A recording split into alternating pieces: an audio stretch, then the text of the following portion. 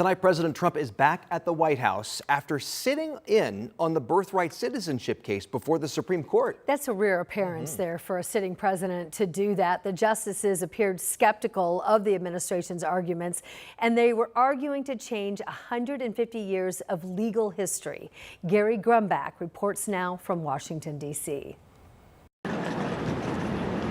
What makes a person an American citizen? That is the monumental question Supreme Court justices must answer as they take up the issue of birthright citizenship. Inside the courtroom for today's oral arguments, President Trump. The case stems from his executive order denying American citizenship to babies born in the United States if the child's parents are not in the U.S. legally. The 14th Amendment grants citizenship to people born in the U.S., but Solicitor General John Sauer, arguing for the government, said the phrase "subject to the jurisdiction thereof" has meant for more than a century that parents must have a legal permanent residence and allegiance to the U.S. 8 billion people are one plane ride away from having a child who's a U.S. citizen. Well, it's a new world. It's the same Constitution.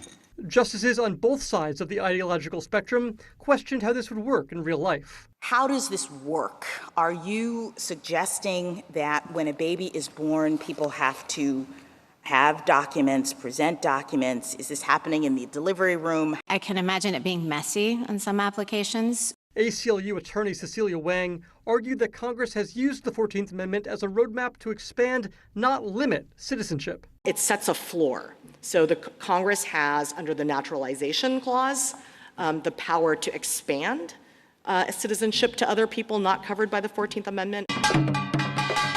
While justices listen to lawyers inside, outside, groups making their own oral arguments for birthright citizenship.